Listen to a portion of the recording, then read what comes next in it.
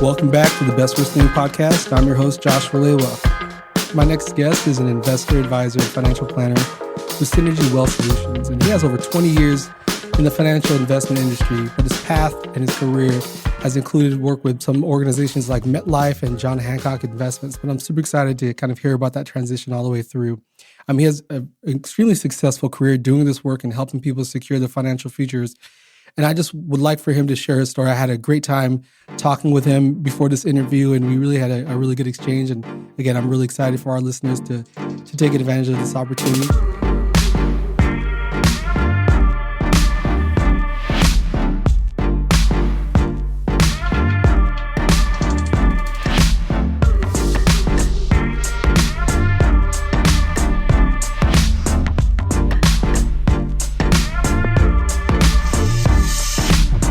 Welcome, Aaron Bachman. Thank you, Josh. I appreciate it. Yeah, well, thanks for taking time with me today. Let's just jump right in with a little bit more about Synergy Wealth Solutions. If you can tell the listeners a bit about what you do with your company. Well, Synergy is a financial planning firm in Chesterfield. And I think that one of the big differences between being a financial planner and being a financial advisor, if you walk into a financial advising office, generally the experience is going to be, you're going to talk about investing. They're going to cover asset allocation, diversification, and then they're going to use something probably called a Monte Carlo simulation to tell you your probability of success in investing, whatever that goal might be, which could be college, could be retirement. And that's generally where it starts and stops. Whereas with financial planning, we build your own personal website for you. In addition to that, we cover areas such as taxation. We always tell people, not an accountant. We cover areas such as legal issues. We're not lawyers. We cover property and casualty. Basically, if it has a dollar sign in front of it, we've got an opinion on it, and we put everything together on one written plan.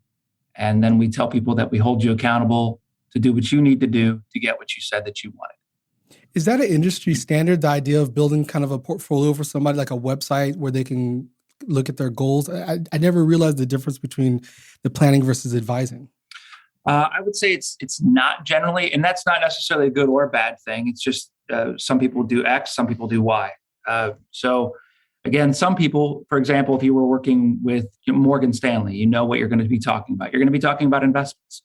If you're working with State Farm, for example, you're going to be talking about your home and auto. And so I would say that, again, what we try to do is put everything together to where it all works seamlessly because we find that's more and more what people are wanting. What types of things are people coming to you for versus going to an advisor? Because I always think about, at this stage of life in my the other half of mid-40s, at some point I want to stop working, but I also want to make sure that I can have a home and take care of my kid once I'm gone and all those things. Are those the types of conversations people have with you? To me, it seems like it seems a little bit more granular than that. I love this question. This is one of my favorite questions to ask somebody, and it really starts the conversation. I'll say something like, Josh, I've got a really deep question to ask you. And I'll usually lean forward and I'll pause and I'll look at them right in the face and I'll say, what do you want? And people will usually lean back and they'll go,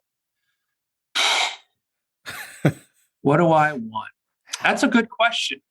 And they think about it for a second and then they just start talking. And I'll start writing down, and my goal is to get that. And I often will tell people this is a true story. And I think this will also hit home. My dad and I were having a conversation in my living room. This is probably 5-6 years ago. And I said to him, Dad, I can prove to you that you don't care about the rate of return on your investments. And he gives me this, how the dog looks when it hears a high-pitched sound. Mm-hmm. And I said, no, seriously, I can prove it. And he rolls his eyes and he says, all right, prove it. And I said, imagine I was one of the best investment advisors that you ever met. And every single year, without fail, I beat the S&P 500 by 3%. That'd make me pretty good, right? And he said, yeah, that'd make you pretty good. And I go, actually, that'd make me one of the best. And I said, but imagine you got to 65 when you told me you wanted to retire. You didn't have enough money to retire. Would you care that I beat the S&P 500? And he said, no. And I said, now let's flip it. let's pretend every single year, without fail, I underperformed the S&P 500 by 3%. But when you got to 65, all the boxes were checked and everything you told me you wanted to accomplish had been accomplished. Would you bring me your statement in hand and say, why didn't we beat the market? And he thought about it. He goes, well, not if I got what I wanted. And I said, you see, you've been misled. My profession has been misled. We're told, each of us, that my job is to beat something that moves every single day. And I said, the truth is the goal is the goal, not something that moves every single day. And so no pun intended, my goal is to get you your goal. And if we beat the market, great. If we don't, okay. You just tell me what you want, and my job is to get to that. And if the answer is more, I'm probably not your guy. That's a great way. That's a great story to outline that. The goal is the goal. I mean, because I think what we do, we get caught up in whether it's social media or what we think we're supposed to have. And in this case, maybe it's looking at the S&P and looking at how much above or below that our investments are, how much rate of return that we're getting. But if none of that matters, if you're staying focused on what you actually need and what you actually want, that to me makes sense. It's kind of like your challenge to people to stay steady, stay the course. Mm-hmm. Yeah. I had a client one time. This is just by time being a planner. I had a client recently. She's been with me for 20 years. And I, just off the cuff, I was trying to be silly, but to her, it wasn't. I said, well, congratulations. We'll just call her Susan. I said, congratulations. It doesn't look like you're going to have to eat dog food in retirement. You're going to be able to live in retirement and get exactly what you want. And as soon as I stopped talking, she started crying. And I didn't break. My face didn't change. But inside, I was going, ooh, wow. I was like that struck a chord with her. And she said, thank you. You have no idea what that means to me. We've been working together for so long, and it always felt like it was so far off. And now it's here. We're able to get the goal. And so I think, again, keeping in mind, if your answer is, I just want more, you're missing it. That's not the right answer. Yeah, to me, it sounds like the right answer is to be specific. I can imagine this, we'll say Susan, having this huge sense of relief, knowing that all the work that she and you put in over the years had secured a future. I can imagine there's a lot of people out there who they don't feel secure about their future. And so framing it in terms of specific goals that you are working towards, and then coming up with an actual plan towards those goals, no matter what's going on around the world, whether things are up or things are down, that we're staying the course. I can imagine her at the very end of that conversation feeling so relieved. That's what those tears were probably about, I would guess. Yeah, I would agree with you. It's amazing. That also must feel good. I had done a podcast about providing relief, and my take on it, just from a different perspective, is there are a lot of industries that we all go into, whether it's construction or whether it's financial planning or whether it's education, where we're trying to make a contribution to the world and make things a little bit better for people. And so it's amazing that you get a chance to do that. I'm kind of curious about your path to your career. How did you end up doing what you're doing? Well, I'll answer that in a second, but you may have seen me smile there just for a second, because you've probably asked a lot of people this question, what's your why? How did you formulate that? And for years, I was thinking that. And then I was at this planning, or I was at this event, and this guy says, we're going to talk about our why. And I just, inside, I'm like, oh, great, here we go again. 4 years I've been trying to figure it out, because everybody always says, my family is my why. And I'm like, that's not a good answer. And I say the reason why that's not a good answer is not to be rude, but if your family all dies, does that mean you just cease to exist? Does that mean you don't have a reason to live? And the answer is, well, of course not. So it has to be even deeper than just your family. So I was thinking about it, and he says, what makes you come alive? And the light bulb came on, and I realized I had this sentence that was just dropped into my head. And it was, I exist to leave people better than I found them. Mm. And I just happen to be in a career that rewards me for doing just that.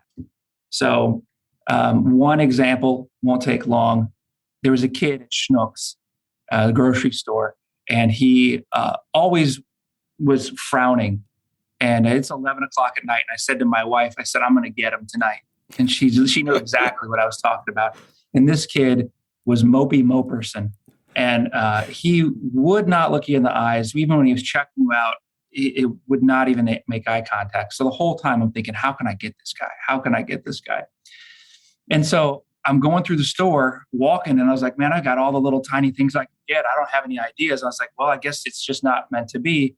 And I had a roll of paper towels in my hand, and and I'm going up, and right as I approach the register, he looks up for half a second, and I drop back like Peyton Manning, and I fire the paper towels at him. He's forced to catch them, and it threw him off so much that he started smiling, and I pointed at him, and I said, that's it.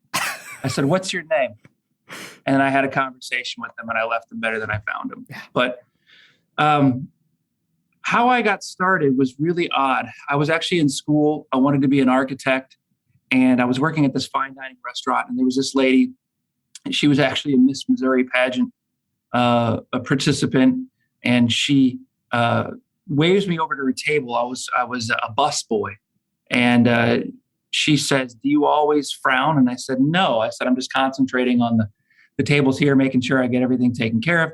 And she says, I said, well, actually, I'm pretty loud and funny and boisterous too. And she says, well, good, come work for me. And she lays down this business card, and it says John Hancock. And I'm like, what's going on here? Is this like an indecent proposal moment? I was like, that's what I'm thinking, because I'm 21 years old, right? Yeah. And so she starts talking about products and services, and she's saying products. And I'm thinking, well, I put products in my hair. You know, I know about that, like bleach, that's a cleaning product. And I'm like, I have no clue what she's talking about. And then she says $50,000 your first year. And I said, stop, go back to that part. And so, because at this time I'm working 2, maybe 3 full-time jobs, going to school full-time, burning the candle at both ends. I had zero social life. The only, I had a meeting that I went to, a standing meeting on Wednesdays, and my light day was 8 hours of work on Sunday. And so at about 8 p.m., I had about 2 hours worth of social time from about 8 to 10, where I had to do it all over again. And so, needless to say, I said, I don't know anything about what you're talking about. And so she says, well, just come in and do an interview. So I do an interview. They do this personality test, and there were 2 of them. One of them said, I'll never forget this. This man, his name was Michael. He says, well, the results are twofold. One, it says here that you don't know anything about financial services. And I was like, yeah, I told you that. But the second thing is that you have a gift. And I was like, what's that? And it says that you could talk to anybody. It doesn't matter if they're the person in the gutter or the king of, Spain. You can talk to. And I said, yeah, that's true. And so they said, well, we'd like to hire you. I was like, okay, I don't know anything. And they said, well, we'll teach you. And so I had to start cold calling people, and I had to do 200 cold calls every single day. And it was brutal. And it went on like that for probably 2 to 3 years. And eventually this guy, Michael, who had hired me, he upped and left in the middle of the night. Just left, and I don't even think he left a note, actually. Took all the TVs off the wall, took the furniture, and just left. And we had a series of management changes over the next 6 to 8 years, where it was probably, if I'm trying to remember, maybe 7 people over 6 years. And there was one man, his name was Jamie. And Jamie saw that I worked hard, but I was kind of floundering on my own. And he kind of took me under his wing, and he said, hey, let me help you here. And he started giving me people to call that weren't just cold calls. And I started to build my practice that way. And I started, needless to say, I did not make $50,000 my first year. I think I made $18,000. And I think I worked for free. I think it was for 3 months Jeez. before I even made $1. And I would work at John Hancock from 7:45 to about 5:15. Then I would drive to Papa John's, get out of my suit in the bathroom and deliver pizzas for 4.5 to 5 hours and hope that the person I delivered pizza to wasn't the person I just called on. So that's how I started. Wow. It's interesting. I think people would see you at this stage of your career. Maybe even your kids would see you at this stage of your career and say, like, we've always had this. And I hope your kids get a chance to listen to this story one day, to understand what it looks like, what the hard work looks like on the front end. I imagine a lot of people have this experience if they have parents intact, where they see their parents in their 50s and their retirement plans are set, the house is paid off or at least close to being paid off, and it looks so easy. And they didn't see the ramen noodles. They didn't see the, working, 70, 80 hours a week, the late nights, the early mornings, the stress of how I'm going to pay for bills, and just, cross my fingers that this person is going to give me a tip on this next delivery just so I can make it enough to make this shift worthwhile. The one thing about Jamie that really stands out to me is you're grinding, you're working really hard here, and given the 3 months of not making any money, but he's seeing at least the work ethic and saying, I think I want to help this young person figure this thing out and give him a little bit of a boost. And there's something about that hard work and people seeing that hard work that really works. I think when you're doing that, you're in a position for people to want to help you. I think people want to invest. It's okay. I feel like I need to get out of my soapbox here, so I apologize, but I work at a university that during the 2008, 2009 crisis or whatever that was, got a $50 million donation for research. And I thought, who's giving $50 million while the whole economy is tanking? And it just hit me. People want to invest in things that pay off, even in the worst times. So then over the years, I'd reflected on that, and it made me realize, at least my conclusion, people can argue with me on this one, is that, if you can work hard the rest of your life, a lot of people work hard and nobody helps them out. That's the reality of a life for a lot of people. So it's not just that if you work hard 60 hours a week, an angel's going to come through and invest in you. But I know that if you're not working hard, there's very few people who are going to want to invest in you. And it sounds like Jamie saw that in you. He saw the hard work, he saw the bones, the work ethic, and he really decided to help you out. Mm-hmm. Does that resonate with you? Is that accurate? Yes. I do think so. And when you were saying all this, I think that something just, a sentence just dropped in my mind. And that is that people want to be connected to a success story. Yeah. And so you're absolutely right. People can complain that their ship hasn't come in, but if you're not even at the dock, you're not at the right spot for a ship to come in. And so you have to put yourself into a position to win. You may not win, but you have to put yourself there. And I think that, side note, when it comes to planning and investing, something just popped into my mind. I've got a client of mine who, she immigrated here from Germany when she was in her early 20s. And she didn't cross over making $40,000 a year until she was in her 60s. But she saved every single year, and she saved progressively more, starting out with 10%. And I think towards the end, she was saving 20% of her income because she lived below her means and she saved money. And when she retired, she actually had more money coming in retirement than she did when she was working. And I think that people say something, a lot of times they'll say, well, what do you want? I say, well, I want to be comfortable. I go, what does that mean? What does that mean you want to be comfortable? So, but back to Jamie, it's funny. People often also don't want to take credit for that. I've said to him, I'm still connected to him. He lives in New York now. And I've said to him so many times, I'm where I'm at today because you took the time to invest. And to him, it wasn't a huge deal, but it was that he took the time to invest in me at all. And so I'm eternally grateful. And I tell him every single time, you're a large part of the story. And of course, he's like, no, I'm not. But we know that he is. Yeah. That's the cool thing about it. I'm sure it's also the cool thing about the work that you do is, maybe a little bit of, maybe there's one slight thing that you say to somebody that means the world to them, even though you may not know it or I may not know it at the time. Let's also talk about so Jamie's a part of your story, but let's talk about the early part of your story. If you wouldn't mind sharing a little bit about your background, kind of where you grew up, anything you feel comfortable sharing.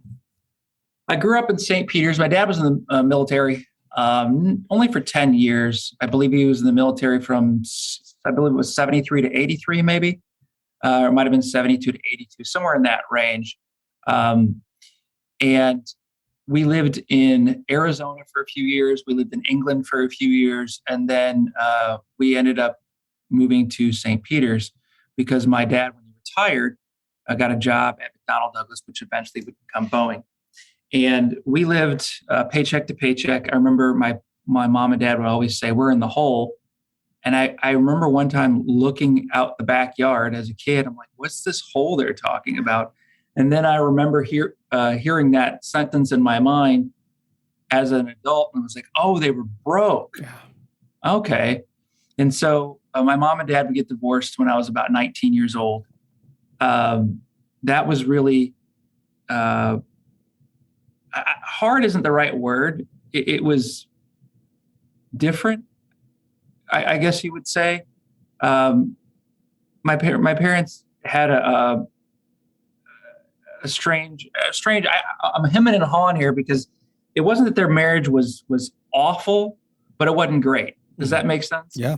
And so it became awful, but it wasn't always that way from my perception. Maybe from their perception was different. For me as a child, though, I didn't perceive it that way. But I remember about 14, 15 years old, I took my life path, I guess you would say, deviated, started using drugs, alcohol, because it made me feel a lot better than the person who I was. I didn't like who I was. I couldn't stand to be myself. One of the biggest things that I hated is people would say, you're annoying. And it was because I was so desperately tried so much to fit in that I would just end up annoying people. And I've taken that lesson. I said to my daughter, my oldest daughter, I say to her, I say, you're weird, right? And she's like, yeah. And I said, here's the thing with being weird. I was like, I'm weird. Yeah. I said, but here's the thing. If you own it, if you're okay with who you are as being weird, people will be drawn to you like a magnet. I said, because they are looking for sincerity rather. They want something that's genuine. And so if you are who you are, it's okay. I said, but if you're weird and you try to be something you're not, I said, you will repel people. And I said, that is what your dad did for years. And I would say it was sometime probably in my early 20s where I was like, you know what? I'm okay. I'm okay if you think that I'm a dork. I'm okay with who I am because you know what?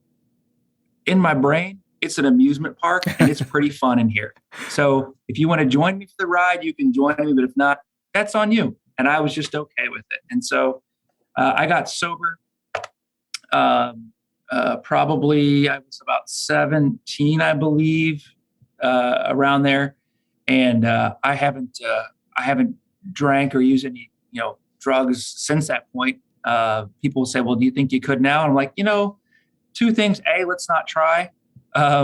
B, because it's not worth it to find out. But B, the answer is probably not, because I'm a driven person, and I want to succeed at what I do.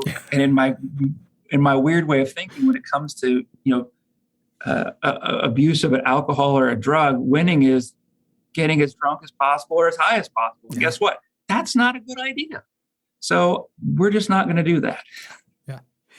It's really cool that the idea that how you framed it or how you described it, not feeling comfortable with yourself, and so using those substances to present or be, because you physically become something else, right? You behave a different way.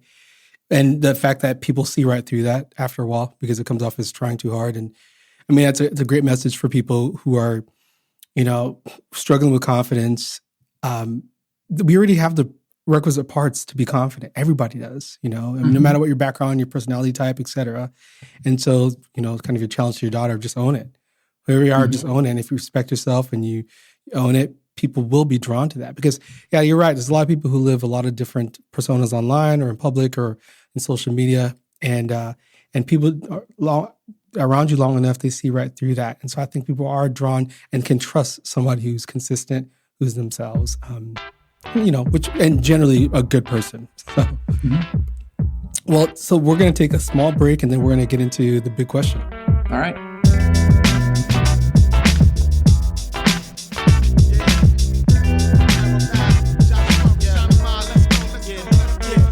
All right. So as you know, this is the Best Worst Thing podcast where we bring our guests on to share their stories, but we also ask the big question, which is, what's a personal or professional setback that you went through? And there's 3 parts to it. What's the situation that happened? How did you get through it? And what are the lessons you would like for people to take along the way? So we ask all our guests this, and Aaron, I want to ask you, what's your best worst thing?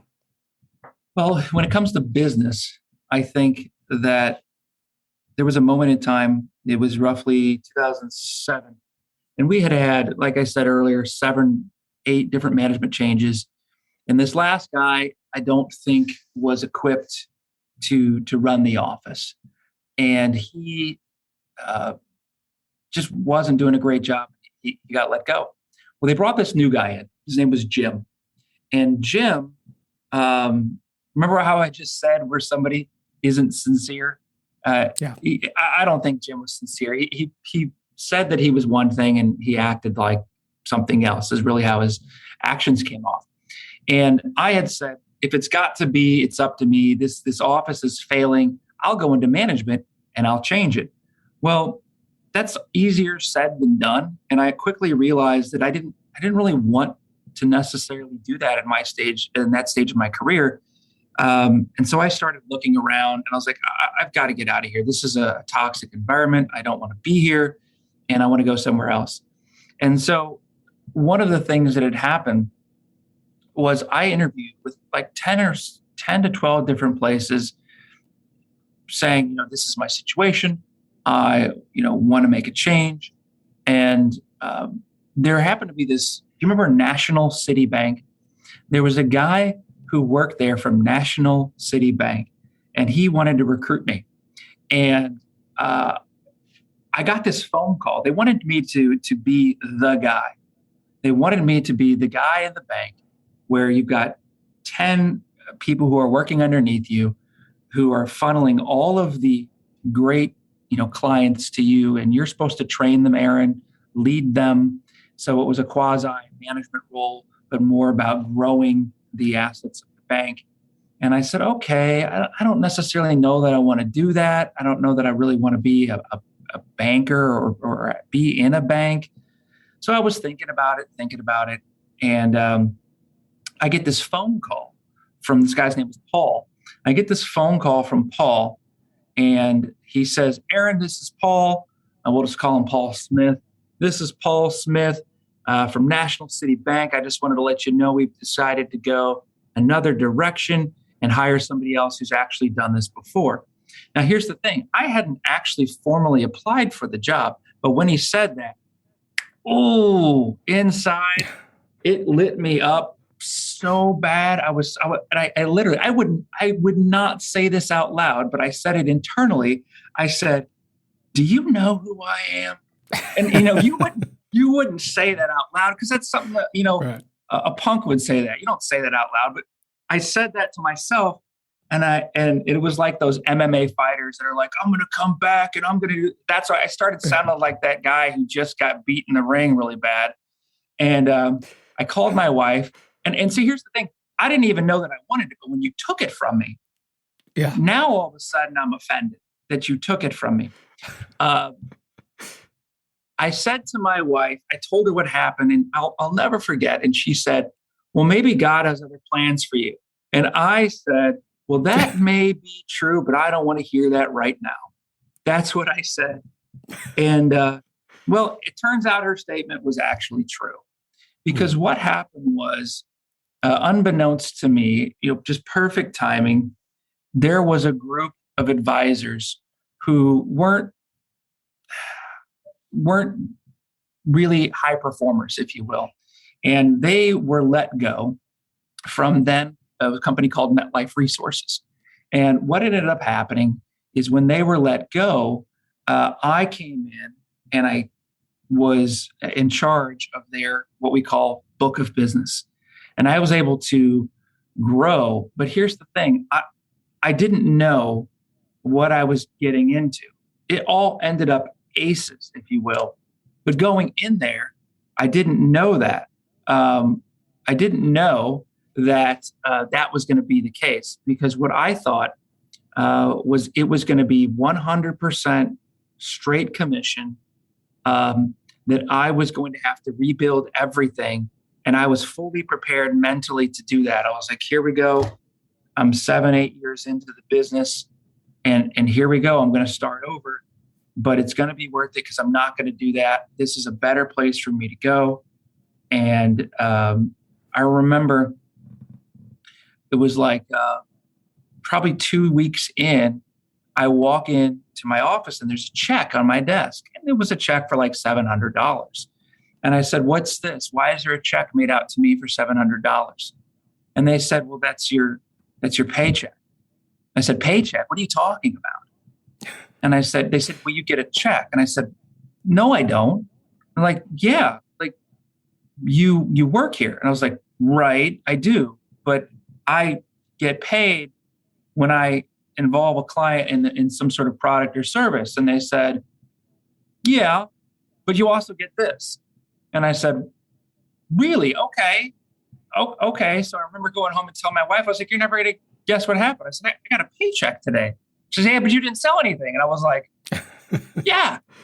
So it ended up being that was just gravy, because the mindset that had prepared me that said, it doesn't matter. I'm ready to do this. I'm ready to step out, and not to use this cliche, but I think it's the one that works. It's that mindset. I'm ready to do battle. And I was ready to do it. And then what happened was I worked extremely hard. I was all on my own. I worked extremely hard. I showed up every single day, and they weren't used to that. I showed up every single day. Again, probably showed up around 7:30. I was probably leaving around 5:30, maybe even a little bit later. But I did that every single day. And they were used to people, working from home, so they didn't actually necessarily see it. So they saw the work. And what ended up happening was, because they saw the work, they then said, well, we have this opportunity for you, but it is in Rolla, Missouri.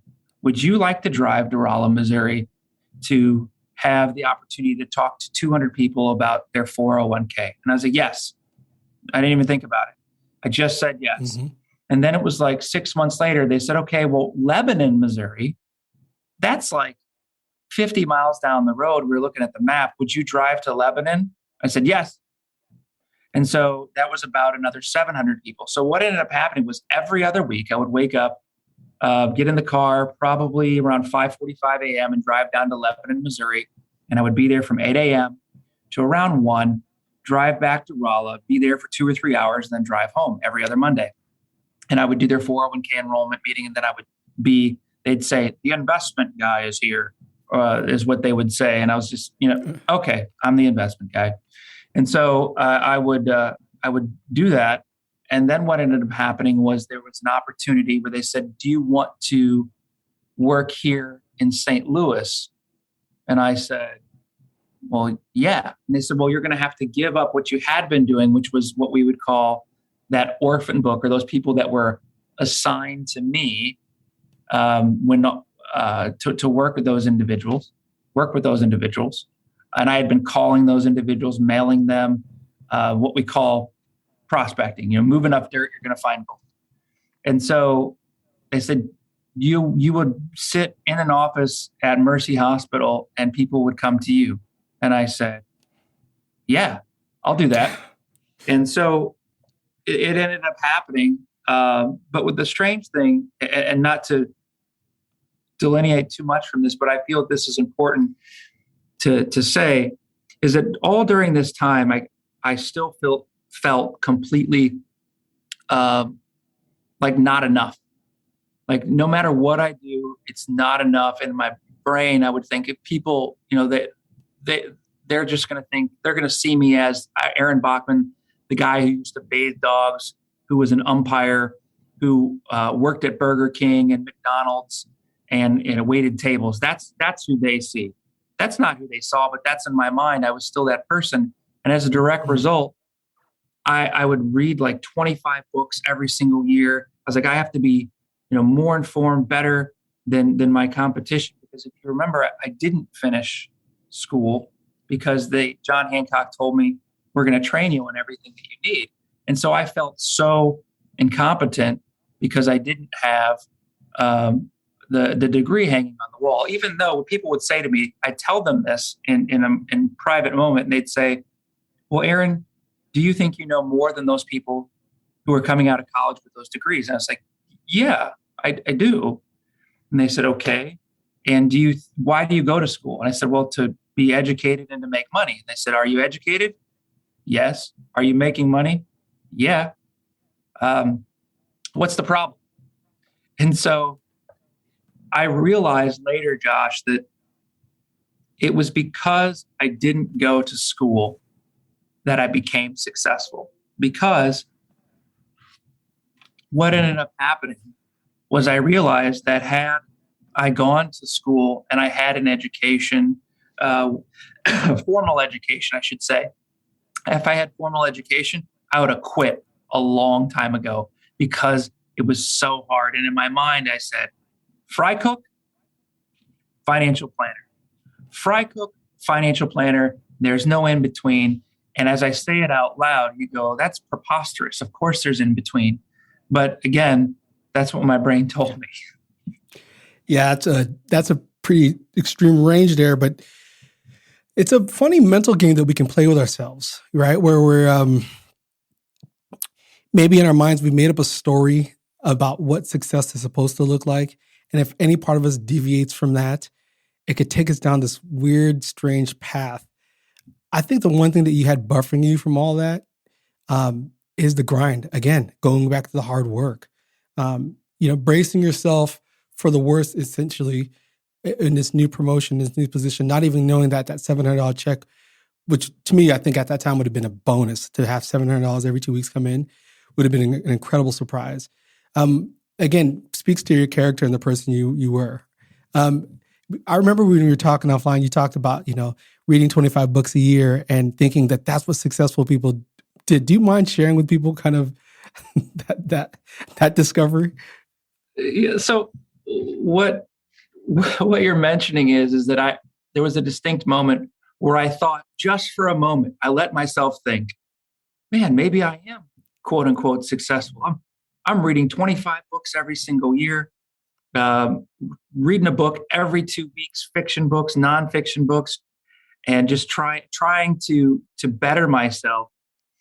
And I told somebody this, and she said to me, big deal, everybody does that. And I hung my head immediately, and I was like, man, I really am a piece of crap. I just, wow. I guess everybody reads 25 books a year.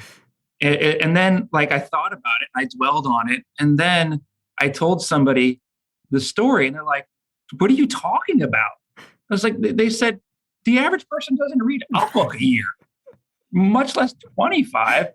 And I thought about it, and I was like, well, I guess you're right. The average person doesn't read 2 books every single month. And so I look back on it and I laugh, and I think sometimes what happens is that you have to surround yourself with people who are pro Aaron or pro Josh. And sometimes people can sound like they are, but the truth of the matter is they're not. And this particular person was not in my corner, and they were really a person, probably when we peel back the layers of the onion, they probably were suffering with some of the same things that I was suffering with, and how that made them feel better was to say, well, big deal, everybody does that. Yeah, there's no doubt about that. I mean, 25 books a year. I don't know if I read 25 books as an undergrad. I'm just joking. it's just a lot. And I think if people can get a few books in a year, that's pretty amazing. So, and it reminds me of, when somebody puts you down so quickly, or is quick to talk you down, or is quick to direct you beyond a path or a goal, whether it's personal or professional, be very aware of them. Check it out with some other people like you did, because sometimes haters are just full of shit, right? Mm-hmm. There's people there who just want to say, because they're hurting, they're in a bad place. Maybe for them, they can't make it. And so, if they can maybe make themselves feel better if everybody else around them is not succeeding as well. And so it's good for you for licking your wounds and then checking it out and having somebody kind of correct that. Well, listen, Aaron, I know we're kind of at that time, but I want to make sure that people know how they can reach you, follow you, or get a hold of your services. What's the best way for people to contact you or your company? Well, I would say a few different things. I do something every Monday on LinkedIn called Motivation Monday. It's just 1 minute where I have a motivational story or something like this last Monday. I talked about if you're living in anger, it's probably because you're living in the past. Yeah. And if you're living in fear, you're living in the future. But peace is in the present. So let's plan for the future, but let's live in the present. So I'd say LinkedIn, that's one. And then in addition to that, my email is abockman, ABOCKMAN @financialguide.com. And then is it okay if I get my phone number? Yeah, for sure. It's 314-548-4009. And last check, I believe I'm licensed in 36 different states. So it's not just the St. Louis area. We're not quite nationwide, but it sounds like something they would say in a cool hip hop song. But anyway, Mr. Worldwide. No, well, I think we have listeners from all over the country, so that's great to know as well. Hang on to the line, and thank you so much, Aaron. I appreciate it. Thank you.